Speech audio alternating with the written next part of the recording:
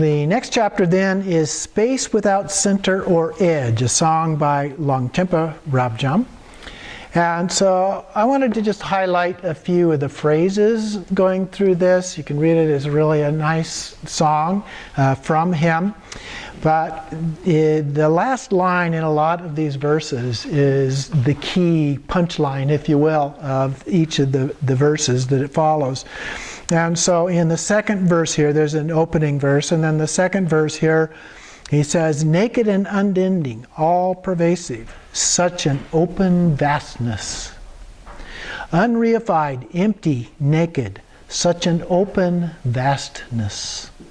Empty and devoid of entities to grasp, such an open vastness. Unobstructed, free in its unfolding, such an open vastness. A thought, free, innate nakedness, such an open vastness. All-pervasive, naked, natural state, such an open vastness. Naked self-existing wisdom, such an open vastness.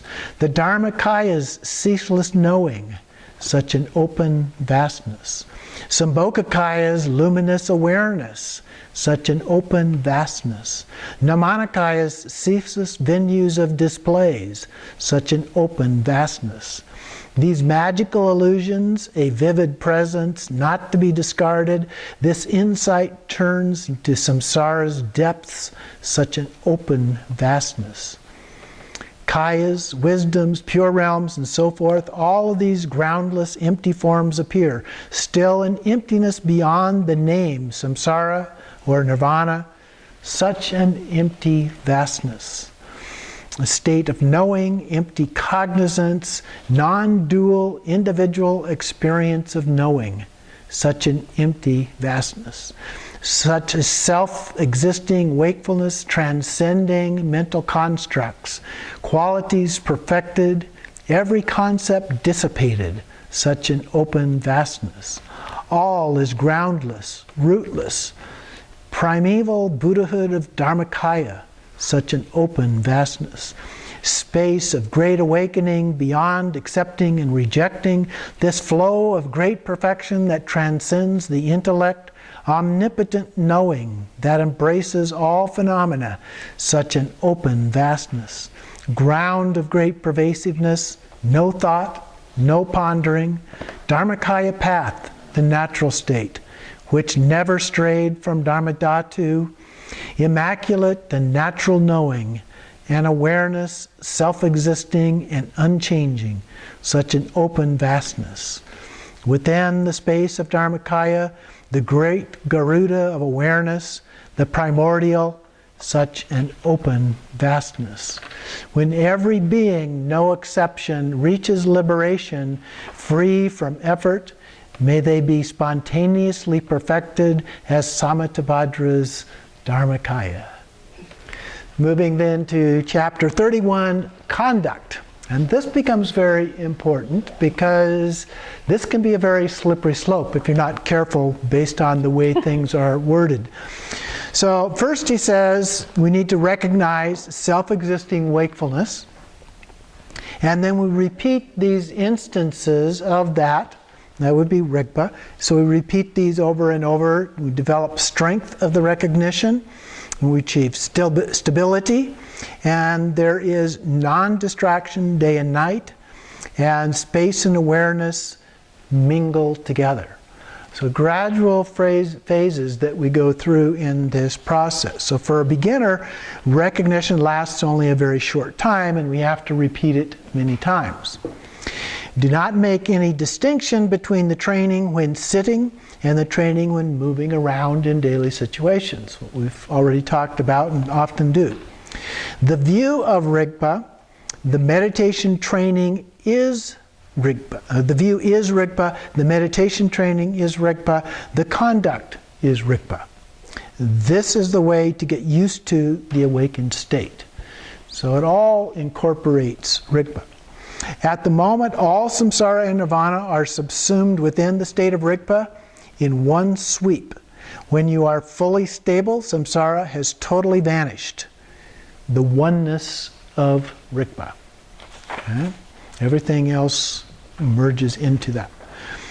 The meditation state in Buddhism, he refers to the term nyamshak, which is equality, composure, or equanimity. And he says there's no need to accept or reject, adopt or avoid, hope or fear. There's this evenness, okay, or equality, equanimity, regardless of the situation.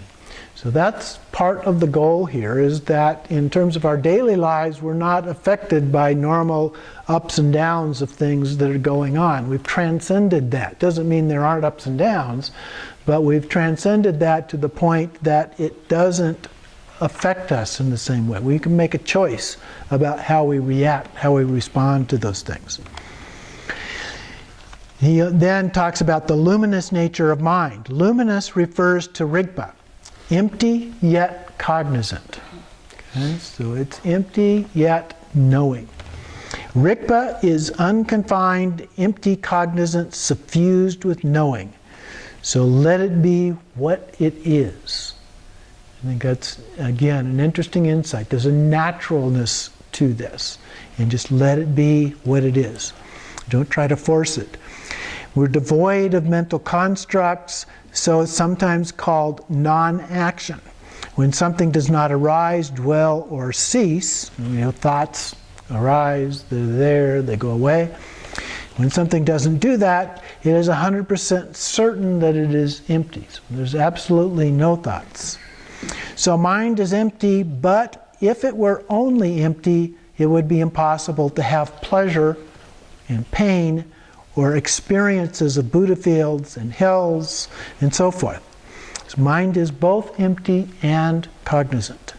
It's like a dream. Buddhas and bodhisattvas are like somebody who has already awakened from sleep.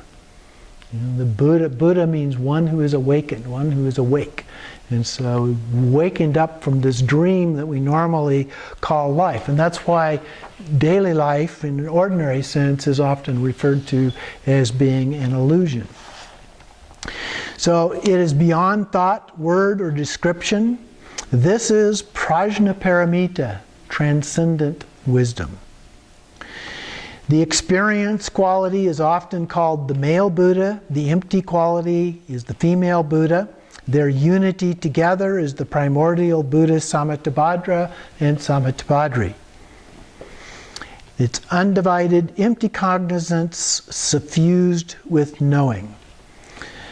A yogi, a true practitioner, is someone who has been introduced to this natural state and is undivided, empty cognizance, suffused with knowing the three kayas. So he's adding the three kayas in here.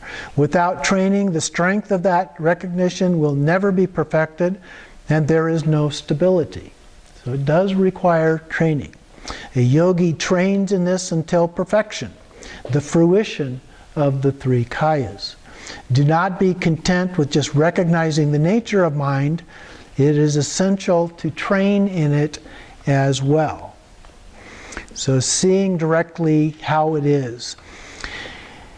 The simplicity is extremely important in Dzogchen. Simplicity means being free from mental constructs. And he cites a passage here, see the view of no viewing. Train in the meditation with nothing meditated upon. Carry out the conduct of non-doing. Achieve the fruition in which there is no thing attained. The paradox. You have to be able to live in the paradox without trying to conceptually explain it. Conceptually explaining it becomes a big barrier. So simplicity of non-doing and non-action. And so he then says, being free from deeds and doings, you have arrived at non-doing. That is a very key point. All teachings are completed in the Great Perfection. Great Perfection means that our nature itself is already fully perfect. Empty essence, it is primordially pure. So train in this effortlessness.